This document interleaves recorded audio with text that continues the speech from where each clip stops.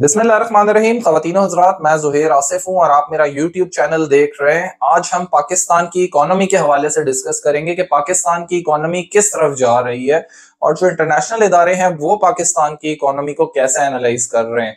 तो Asian development bank की एक रिपोर्ट आई है जिसके मुताबिक पाकिस्तान को एशिया का सबसे महंगा तरीन कंट्री करार दिया जा चुका है, क्योंकि वहां पे कॉस्ट ऑफ लिविंग बहुत हाई। और ये कॉस्ट ऑफ लिविंग क्यों हाई है?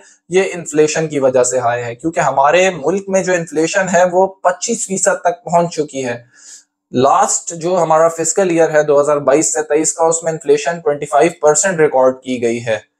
अगर हम एशिया के रीजन की बात करें तो एशिया और अफ्रीका में बहुत सारे अंडर डेवलप्ड कंट्रीज हैं जो कि जिनमें ग्रोथ का पोटेंशियल बहुत ज्यादा है और वो डिफरेंट स्टेप्स ले रहे हैं। लास्ट 10 इयर्स में बहुत सारे एशियन और अफ्रीकन कंट्रीज ने अपने आप को इकोनॉमिकली स्टेबल करने के लिए अपनी इकोनॉमिक पॉलिसीज बेहतर की हैं। इवन अगर हम पाकिस्तान की भी बात करें तो मुशर्रफ टाइम में और नवाज शरीफ का जो सी पैक वाला दौर था, इसमें पाकिस्तान की इकोनॉमी काफी स्टेबल रही। उसके अलावा जो इमरान खान का 2022 तक का दौर रहा, उसमें भी हमारी इकोनॉमी के हालात काफी अच्छे थे। लेकिन 2022 के बाद से हमारी इकोनॉमी का डाउनफॉल शुरू हुआ और हमारा ग्रोथ रेट भी काफी खराब हो गया। अगर हम इंडिया और चाइना के मुकाबले में अपना ग्रोथ रेट कंपेयर करें तो इंडिया और चाइना का ग्रोथ रेट पिछले कुछ अरसे में 7 to 9% के दरमियान रहा, लेकिन बदकिस्मती से हमारा ग्रोथ रेट सिर्फ 1.9% रहा। और पाकिस्तान उन ममालिक में आ चुका है जिनका वर्स्ट ग्रोथ रेट है और पाकिस्तान चौथे नंबर पर है। सिर्फ 3 कंट्रीज यानी अजरबैजान, नेहरू और म्यांमार, ये वो कंट्रीज हैं जो पाकिस्तान से जिनका ग्रोथ रेट वर्स्ट है। और इंडिया में अगर हम पिछले साल की बात करें तो उनका ग्रोथ रेट 7% से भी ज्यादा रहा है। और पाकिस्तान में जो इन्फ्लेशन है वो गरीब की कमर तोड़ रही है। मतलब इतनी ज्यादा इन्फ्लेशन, 25% का फिगर बहुत अलार्मिंग है। और वर्ल्ड बैंक की रिपोर्ट के मुताबिक 1 करोड़ से ज्यादा लोग जो हैं वो गुर्बत की तरफ धकेले जा रहे हैं। और ये क्यों हो रहा है? ये हमारी गलत पॉलिसीज की वजह से हो रहा है। जबकि इंडिया और चाइना जो है वो स्टेप्स ले रहे हैं कि अपने लोगों को गुर्बत से कैसे निकाला जाए, जबकि हमारे जो गवर्नमेंट ऑफिशियल्स हैं उनकी शाखर्चियां ही नहीं खत्म हो रही। इस वजह से हमारे मुल्क में जो है वो बड़े बड़े स्कैंडल्स हो रहे हैं, जिसकी वजह से इकोनॉमिक क्राइसिस आ रहा है। जैसे आप देखें कि अभी वीट का स्कैंडल है, गंदम का बहरान पूरे मुल्क में फैल चुका है।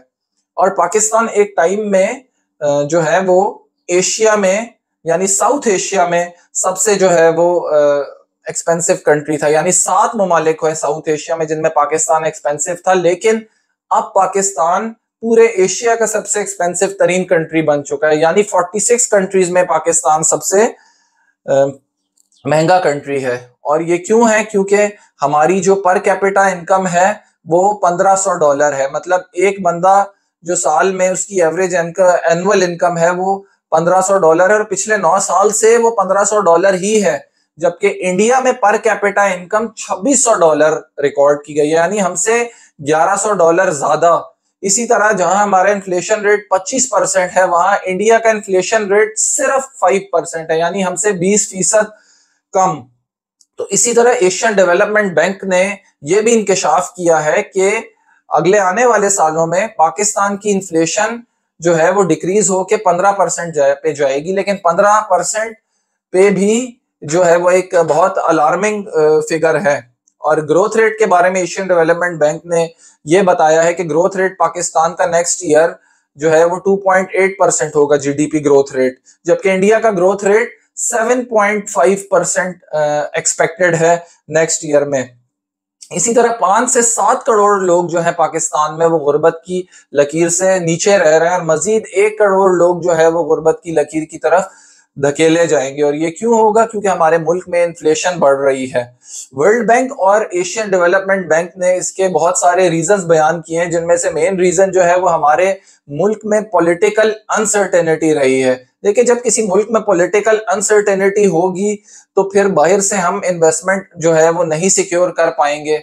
हमें एक्सटर्नल इन्वेस्टमेंट सिक्योर करने में बाहर के ममालिक को, बाहर के इन्वेस्टर्स को कन्विंस करने में बहुत दुश्वारी का सामना पेश आएगा। इसी तरह जो है वो हमारे मुल्क में फ्लड्स बहुत आए, फ्लड्स ने काफी तबाही मचाई और फ्लड मैनेजमेंट की हमारे पास कोई प्रॉपर पॉलिसी नहीं रही है, जिसकी वजह से पाकिस्तान में एक बहुत बड़ा इकोनॉमिक क्राइसिस जो है वो क्रिएट हुआ है।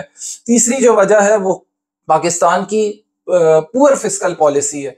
यानी गरीबों पे तो आप टैक्स लगा रहे हैं, गरीबों पे लोअर मिडिल क्लास ये लोग टैक्स के नरगे में आ रहे हैं, लेकिन जो अपर क्लास है उसको आपने टैक्स में छूट दी गई है। ठीक है, अमीरों से आप टैक्स ले ही नहीं रहे, जिसकी वजह से पाकिस्तान को बहुत सारे इकोनॉमिक चैलेंजेस फेस करने पड़ रहे हैं। आईएमएफ की स्ट्रिक्ट मॉनेटरी कंडीशंस की वजह से भी पाकिस्तान को इकोनॉमिक चैलेंजेस फेस करने पड़ सकते हैं। उसके अलावा कुछ एक्सटर्नल फैक्टर्स जैसा कि मिडल ईस्ट की एक टेंस सिचुएशन बनी हुई है, उसकी वजह से भी पाकिस्तान की इकोनॉमी को अच्छा खासा नुकसान हो सकता है, क्योंकि हम सऊदी अरब और यूएई से ऑयल इंपोर्ट करते हैं और कतर से हम एलएनजी गैस इंपोर्ट करते हैं। और डेफिनेटली जब मिडल ईस्ट में सिचुएशन टेंस होगी तो पाकिस्तान में भी ऑयल और एनर्जी क्राइसिस क्रिएट होगा। वर्ल्ड बैंक और एशियन डेवलपमेंट बैंक ने ये रिमार्क्स दिए हैं कि पाकिस्तान की पॉलिसी इंप्लीमेंटेशन बहुत वीक है। यानी पाकिस्तान इकोनॉमिक पॉलिसीज तो बना लेता है, लेकिन उन पॉलिसीज को प्रॉपरली इंप्लीमेंट नहीं कर सकता। इसलिए आईएमएफ ने कहा है कि tax the rich, protect the poor, it will help the Pakistan economy to get stable in short term. यानी आप अमीर पर टैक्स लगाएं, गरीब को तहफ़्फ़ुज़ दें, इससे शॉर्ट टर्म में पाकिस्तान की इकोनॉमी बेहतर होगी। ये आईएमएफ के रिमार्क्स हैं। उसके अलावा आईएमएफ ने कुछ कंसर्न्स रेज किए हैं जो SIFC प्रोग्राम है उसकी ट्रांसपेरेंसी के ऊपर। ये वो प्रोग्राम है जिसके तहत सऊदी इन्वेस्टर्स पाकिस्तान में इन्वेस्ट कर रहे हैं, और आईएमएफ के कंसर्न्स ये हैं कि कहीं ऐसा तो नहीं है कि पाकिस्तान दूसरे प्रोग्राम्स को निगलेक्ट करके अपनी सारी जो फंड्स हैं वो इसी प्रोग्राम पे यूटिलाइज कर ले। देखिए, जब भी आपकी करेंसी वीक होती है, अच्छा परफॉर्म नहीं करती, जैसा कि हमारी करेंसी डीवैल्यू हो रही है और हमारे मुकाबले में ईरान और अफगानिस्तान की करेंसी अच्छा परफॉर्म कर रही है, तो जब आप ईरान और अफगानिस्तान जैसे मुल्कों से ट्रेड करते हैं तो आपको अच्छा खासा लॉस बेयर करना पड़ता है। उसके अलावा एक रिपोर्ट के मुताबिक पाकिस्तान ने जो अपनी इंपोर्ट्स हैं उससे भी रिस्ट्रिक्शंस खत्म कर ली हैं। अब जब इंपोर्ट से रिस्ट्रिक्शन खत्म होंगी तो करंट अकाउंट डेफिसिट क्रिएट होगा। करंट अकाउंट डेफिसिट कब क्रिएट होता है? जब आपकी इंपोर्ट ज्यादा होती हैं और एक्सपोर्ट्स कम होती हैं। और ये क्यों हो रहा है? क्योंकि हमारी बहुत सारी जो बड़ी बड़ी इंडस्ट्रीज हैं, जैसा कि टेक्सटाइल इंडस्ट्रीज है, उसकी मशीनरी के पार्ट्स, उसके अलावा हमारी ऑटोमोबाइल इंडस्ट्री हो गई, होटल इंडस्ट्री हो गई जिसमें कैफे और रेस्टोरेंट्स वगैरह हैं, तो इन तमाम इंडस्ट्रीज का सामान जो है वो बाहर से आता है, जिसकी वजह से हमारी इंपोर्ट्स बढ़ जाती हैं और एक्सपोर्ट्स कम हो जाती हैं। और उसकी वजह से हमें जो है वो इकोनॉमिक चैलेंजेस का सामना करना पड़ता है। हमारी एक्सपोर्ट्स जो है वो सिर्फ 25 से 26 बिलियन डॉलर है, जबकि इंपोर्ट्स इससे कहीं ज्यादा है।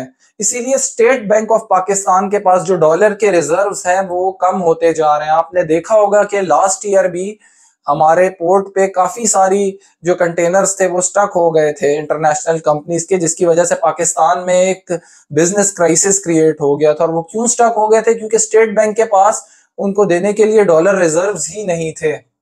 पाकिस्तान की इकोनॉमी को मैनेज कैसे किया जाए, उसके लिए गवर्नमेंट को चाहिए कि वो ऐसे रिसोर्सेज क्रिएट करे जिससे मुल्क में ज़्यादा से ज़्यादा डॉलर आए, फॉरेन डायरेक्ट इन्वेस्टमेंट्स आए, और उसके अलावा ओवरसीज पाकिस्तानीज को इनकरेज किया जाए कि वो पाकिस्तान में इन्वेस्ट करें। लेकिन सबसे बड़ा प्रॉब्लम ये है कि शहबाज गवर्नमेंट ने ओवरसीज पाकिस्तानीज को नाराज कर दिया है, जिसकी वजह से वो मुल्क में इन्वेस्ट नहीं कर रहे और हम रिलाई कर रहे हैं चाइना और अमेरिका में।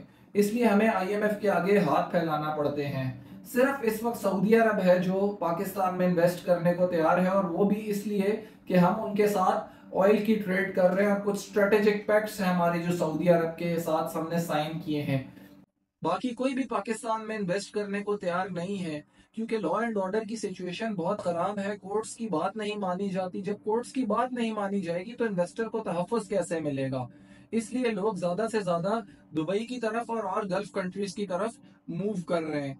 हमें basically level playing field create करनी पड़ेगी। लेवल प्लेइंग फील्ड क्रिएट करने का मतलब है कि हमें ईज ऑफ डूइंग बिजनेस की जो पॉलिसी है उसको जो है वो इनकरेज करना पड़ेगा अपने मुल्क में, ताकि लोगों में कॉन्फिडेंस पैदा हो। उसके अलावा हमें टैक्स रिफॉर्म्स लाने पड़ेंगे, अमीरों पे टैक्स लगाने पड़ेंगे और गरीबों पे बर्डन कम करना पड़ेगा। लेकिन ये शहबाज गवर्नमेंट अपने मिनिस्टर्स के प्रोटोकॉल बढ़ाए जा रही है, उनकी सैलरीज इंक्रीज किए जा रही है, तो गवर्नमेंट को चाहिए कि होश के नाखून ले और अपने एक्सपेंसेस को कम करे और अपना एटीट्यूड चेंज करे, ताकि मुल्क में ज्यादा से ज्यादा इन्वेस्टमेंट आए और मुल्क इकोनॉमिकली स्टेबल हो। ये हमारी राय है इकोनॉमी के बारे में। आप इकोनॉमी के बारे में क्या सोचते हैं पाकिस्तान की, हमें कमेंट सेक्शन में जरूर बताइएगा।